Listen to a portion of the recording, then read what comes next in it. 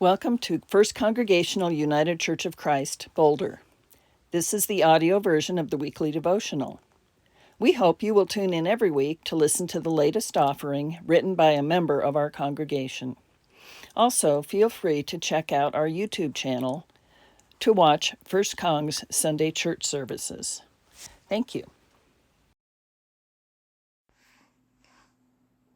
Where God's Heart Lies, written by Mark Pickett. And she gave birth to her firstborn son and laid him in a manger, because there was no room for them in the inn. Luke 2, verse 7. The story of Jesus' birth has held a deep and abiding place in the hearts of church folk since it began long ago. But it's interesting. There is no Christmas story in either of the Gospels of Mark or John, and Matthew and Luke offer very different accounts. Matthew tells of Persian astrologers following a star. After a stop at Herod's palace, they continue on to visit Mary, Joseph, and Jesus, who are abiding in a house. Luke offers another perspective of a traveling young couple and a wife so pregnant that she's about to give birth at any moment. Yet, despite her condition, they are forced to take shelter in a stable. When Jesus was born in Luke's account, his makeshift bed was a feeding trough for animals. Then, when the birth announcements were sent out, they didn't go to royalty or religious power brokers or the rich and powerful. They went to a group of working-class Joes, sleeping under the stars, tending sheep. The heart of Luke's gospel, starting with the Christmas story, is focused on the poor and forgotten, the powerless, the sick and oppressed.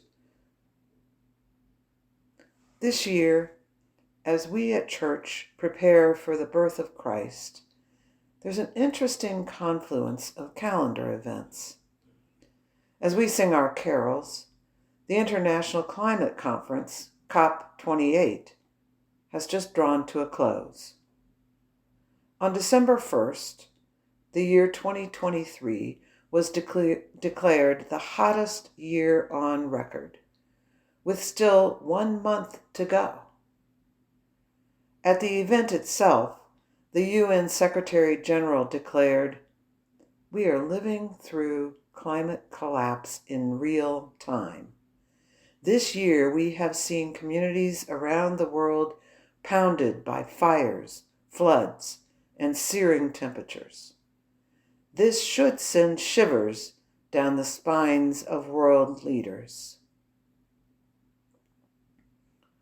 While these disasters impact us all, they are particularly devastating for those without the resources to rebuild or relocate, people who just have to try and make do with little or nothing.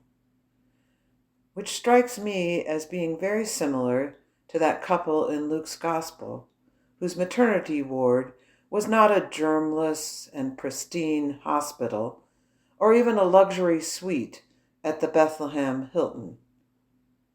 Rather, it was in a drafty, rank-smelling stable, because there simply were no other options open to them.